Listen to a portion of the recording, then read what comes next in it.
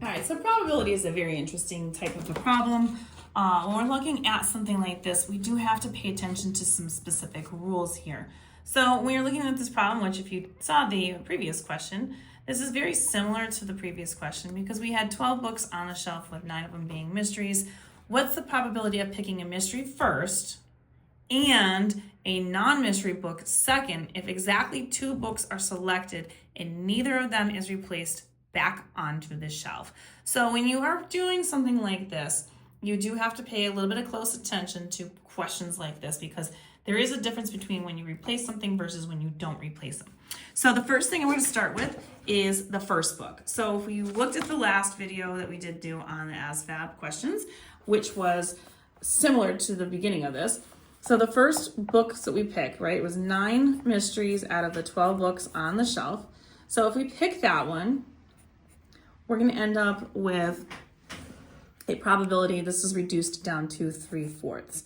So 3 out of the 4 books that are on that shelf are considered mystery books. So that is our first pull. So we pull that, we have a 75% chance of picking a mystery book first. Now we're not replacing that. So what we're going to do is we're going to multiply this answer times what we have on our second choice. So if 9 of the books are mysteries out of the 12, and that means 3 of them are not mysteries. So on the second poll, we're looking for a non-mystery book, which means there's 3 books that are non-mysteries. But now it's not out of 12 books, it's only out of 11 books because we're not replacing that book that we pulled first. So now we're going to be multiplying these, the first portion here, times our second portion, which is now only out of 11 books. Again, you could do this with the 9/12 if that's confusing to you, but this 9/12 has now been redirected or just rewritten to 3/4. It's easier math for you. And then we look diagonally, we cannot do any kind of simplification. So 3 times 3 across the top is 9. 4 times 11 is 44.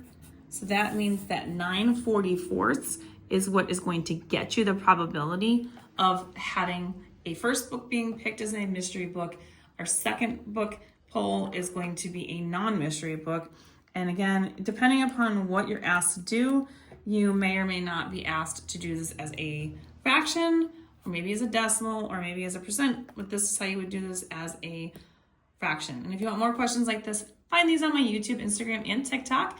And these are going to be located in the ASVAB portion of my playlist at YouWantAlgebra. Don't forget, like, share, and follow for more.